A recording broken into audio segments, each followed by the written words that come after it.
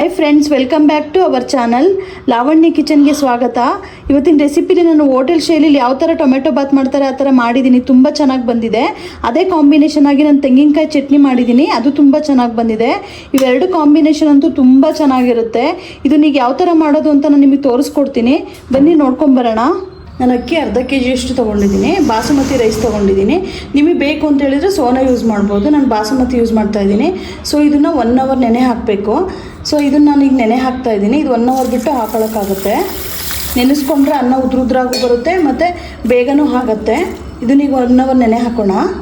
Tomato pulao ಮಾಡೋಕ್ಕೆ ಮಸಾಲೆ ready ಮಾಡ್ಕೋಬೇಕು. ಅದಕ್ಕೆ ಏನೇನು ಇಂಗ್ರೀಡಿಯೆಂಟ್ಸ್ ತೊಗೊಂಡಿದ್ದೀನಿ ಅಂತ ಹೇಳಿದ್ರೆ, ಒಂದು ಅರ್ಧ ಕಪ್ಪಷ್ಟು ತೆಂಗಿನ ತುರಿ ತೊಗೊಂಡಿದ್ದೀನಿ, ಒಂದು 2 ರಿಂದ 3 ಸ್ಪೂನಷ್ಟು ಸಾಂಬಾರು ಬೀಜ ತೊಗೊಂಡಿದ್ದೀನಿ, ಮತ್ತು ಒಂದು ದಪ್ಪ ಈರುಳ್ಳಿನ ಮೀಡಿಯಮಾಗಿ ಹೆಚ್ಚಿಟ್ಕೊಂಡಿದ್ದೀನಿ, ಒಂದು 4 ರಿಂದ 5 ಪೀಸು ಕರಿಬೇವು ತೊಗೊಂಡಿದ್ದೀನಿ, ಮತ್ತು ಚಕ್ಕೆ ಲವಂಗ ಮರಾಠಿ ಮೊಗ್ಗು ತೊಗೊಂಡಿದ್ದೀನಿ, ಮತ್ತು ಸ್ವಲ್ಪ ಸಾಂಬಾರು ಸೊಪ್ಪು ತೊಗೊಂಡಿದ್ದೀನಿ, 1.5 ಇಂಚಷ್ಟು ಶುಂಠಿನ ಕ್ಲೀನ್ ಮಾಡಿ ಇಟ್ಕೊಂಡಿದ್ದೀನಿ, ಒಂದು 7 ರಿಂದ 8 ಪೀಸು ಬೆಳ್ಳುಳ್ಳಿ ತೊಗೊಂಡಿದ್ದೀನಿ, ಮತ್ತು ಒಂದು 10 ಪೀಸು ಬ್ಯಾಡಗಿ ಮೆಣಸಿನ್ಕಾಯಿ ತೊಗೊಂಡಿದ್ದೀನಿ. ಬ್ಯಾಡಗಿ ಮೆಣಸಿನ್ಕಾಯಿ ಏನಕ್ಕೆ ತೊಗೊಂಡಿದ್ದೀನಿ ಅಂತ ಹೇಳಿದ್ರೆ, ಅದು ಖಾರ ಜಾಸ್ತಿ ಬರಲ್ಲ ಮತ್ತು ಟೇಸ್ಟ್ ಚೆನ್ನಾಗಿ ಬರುತ್ತೆ. ಟೊಮೊಟೊ ಬಾತು ಖಾರ ಇದ್ದರೆ ಚೆನ್ನಾಗಿ ಬರಲ್ಲ, ಟೇಸ್ಟು ರುಚಿ ಬರಲ್ಲ. ಅದಕ್ಕೋಸ್ಕರ ನಾನು ಬ್ಯಾಡಗಿ ಯೂಸ್ ಮಾಡ್ತಾಯಿದ್ದೀನಿ. ಈಗ ಇದನ್ನೆಲ್ಲ ನಾವು ಹುರ್ಕೊಬೇಕು. ಎಣ್ಣೆ ಹಾಕ್ಕೊಂಡು ಸ್ವಲ್ಪ ಹುರ್ಕೊಂಡು ಮಸಾಲೆ ಮಾಡಿಕೊಂಡ್ರೆ ಚೆನ್ನಾಗಿ ಬರುತ್ತೆ.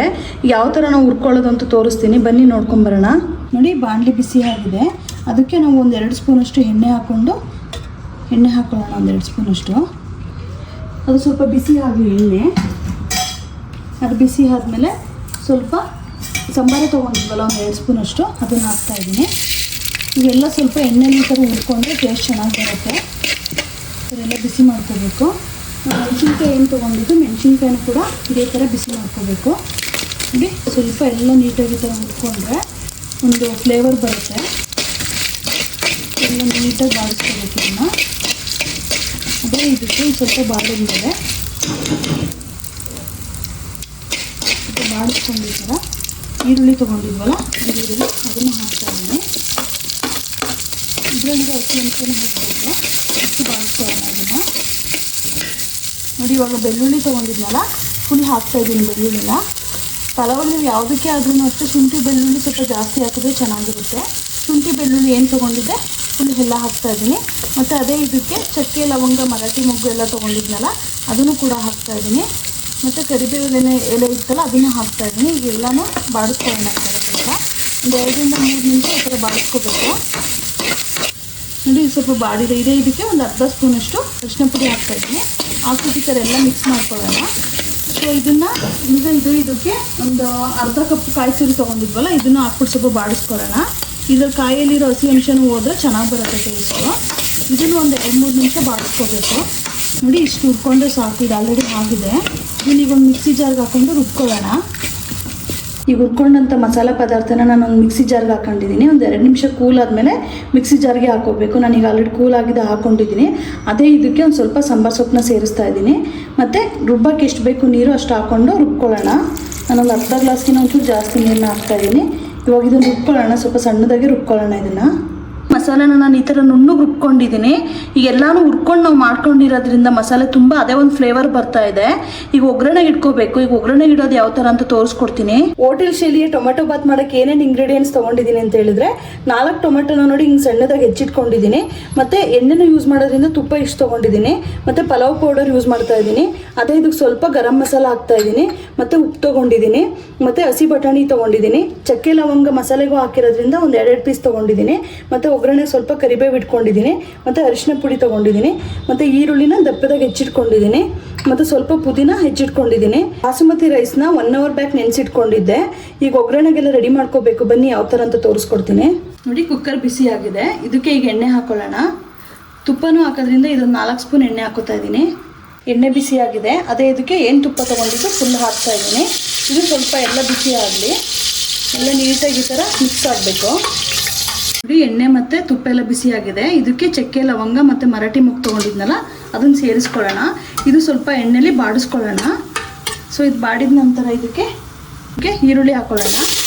ಇದನ್ನು ಹಾಕೊಂಡು ಸ್ವಲ್ಪ ಬಾಡಿಸ್ಕೊಳ್ಳೋಣ. ನೀಟಾಗಿ ಈರುಳ್ಳಿನ ಈ ಥರ ಕಮ್ಮಿ ಸ್ಟೀಮಲ್ಲೇ ಬಾಡಿಸ್ಕೋಬೇಕು. ಇದು ಸ್ವಲ್ಪ ಬಾಡಿದೆ. ಇದಕ್ಕೆ ಸಣ್ಣದಾಗಿ ಹೆಚ್ಚಿಟ್ಕೊಂಡಿರೋ ಟೊಮೆಟೊ ಹಾಕೋಣ. ಟೊಮೆಟೊ ಅಂತೂ ಫುಲ್ ಇದು ಎಣ್ಣೆಲೇ ಬಾಡಿಸ್ಕೋಬೇಕು. ಫುಲ್ ಎಣ್ಣೆ ಬಿಟ್ಕೋಬೇಕು.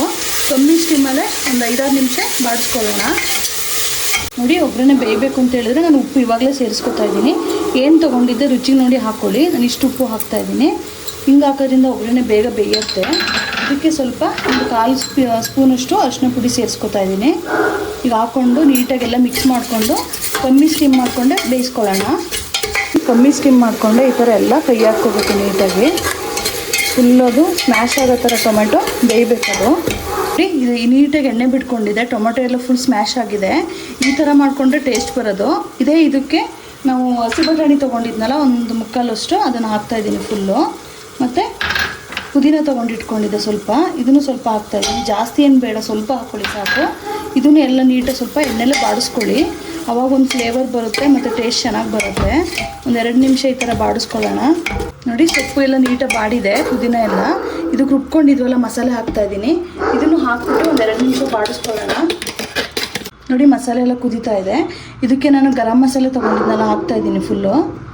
1.5 ಸ್ಪೂನಷ್ಟು ತೊಗೊಂಡಿದ್ದು ಹಾಕ್ತಾಯಿದ್ದೀನಿ. ಅದೇ ಇದಕ್ಕೆ ಒಂದು 2 ಸ್ಪೂನಷ್ಟು ಪಲಾವ್ ಪೌಡ್ರ್ ಹಾಕ್ತಾಯಿದ್ದೀನಿ. ಈಗ ಹಾಕ್ಕೊಂಡು ನೀಟಾಗೆಲ್ಲ ಮಿಕ್ಸ್ ಮಾಡ್ಕೊಳ್ಳೋಣ. ಜಸ್ಟ್ ಇದು ಮಿಕ್ಸ್ ಆದರೆ ಸಾಕು.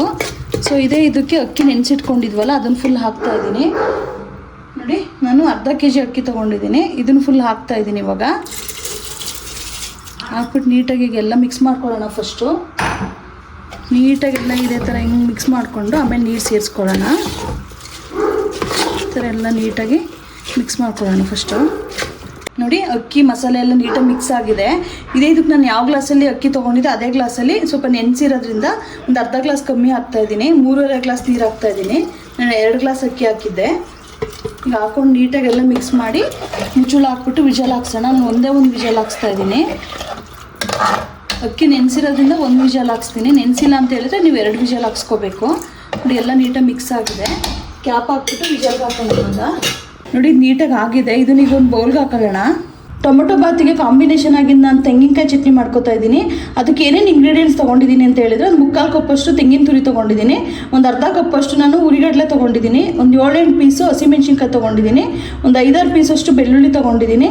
ಮತ್ತು ಸ್ವಲ್ಪ ಕೊತ್ತಂಬರಿ ತೊಗೊಂಡಿದ್ದೀನಿ. ಸ್ವಲ್ಪ ಹುಣಸೆಹಣ್ಣು ತೊಗೊಂಡಿದ್ದೀನಿ. ಒಂದು 4-5 ಎಲೆಯಷ್ಟು ಕರಿಬೇವನ್ನ ತೊಗೊಂಡಿದ್ದೀನಿ. ನಿಮಗೆ ಬೇಕು ಅಂತ ಹೇಳಿದರೆ ಕರಿಬೇವು ಹಾಕ್ಕೊಳ್ಳಿ. ನಾನು ಫ್ಲೇವರ್ ಕೊಡುತ್ತೆ ಅನ್ನೋಕ್ಕೋಸ್ಕರ ಒಂದು 4-5 ಎಲೆನ ಕರಿಬೇವು ಯೂಸ್ ಮಾಡ್ತಾ ಇದ್ದೀನಿ. ಈಗ ಯಾವ ಥರ ಮಾಡೋದು ಅಂತ ನೋಡ್ಕೊಂಡು ಬರೋಣ. ಹೀಗೆ ನಾನೊಂದು ಮಿಕ್ಸಿ ಜಾರ್ ಮೀಡಿಯಮ್ ಸೈಜೇ ತೊಗೊಂಡಿದ್ದೀನಿ. ಸೊ ಇದಕ್ಕೆ 3/4 ಕಪ್ ನಾನು ಕಾಯಿ ತುರಿ ತೊಗೊಂಡಿದ್ನಲ್ಲ ಅದನ್ನು ಫುಲ್ ಹಾಕ್ತಾ ಇದ್ದೀನಿ.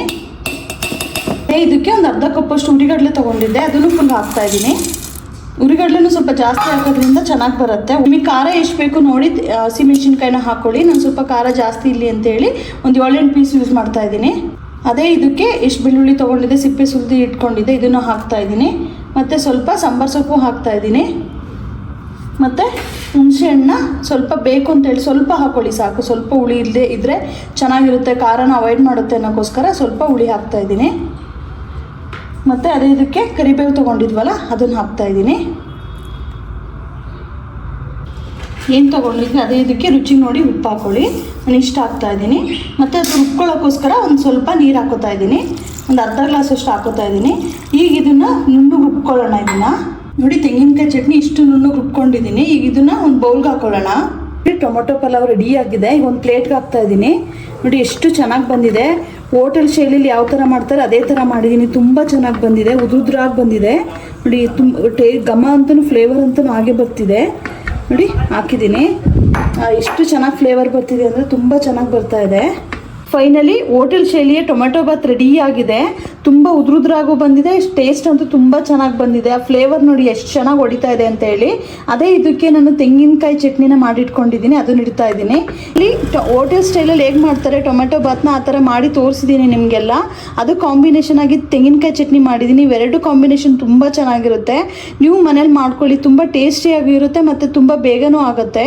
ಬೆಳಗಿನ ಟಿಫನ್ಗೆಲ್ಲ ತುಂಬ ಚೆನ್ನಾಗಿರುತ್ತೆ. ಇದು ಹೊಸದಾಗಿ ಯಾರು ನನ್ನ ಚಾನಲ್ ನೋಡ್ತಾ ಇದ್ದೀರಾ ದಯವಿಟ್ಟು ಸಬ್ಸ್ಕ್ರೈಬ್ ಮಾಡ್ಕೊಳ್ಳಿ, ಲೈಕ್ ಮಾಡಿ, ಶೇರ್ ಮಾಡಿಕೊಂಡು ಯಾವ ಥರ ಇತ್ತಂತೇಳಿ ನನಗೆ ಕಮೆಂಟ್ಸ್ ಮಾಡಿ ಹೇಳಿ. ಇದೇ ಥರ ನನ್ನ ವೀಡಿಯೋನ ವಾಚ್ ಮಾಡ್ತಾ ಇರಿ. ಇಷ್ಟೊತ್ತು ನನ್ನ ವೀಡಿಯೋನ ವಾಚ್ ಮಾಡಿದ್ದಕ್ಕೆ ಧನ್ಯವಾದಗಳು.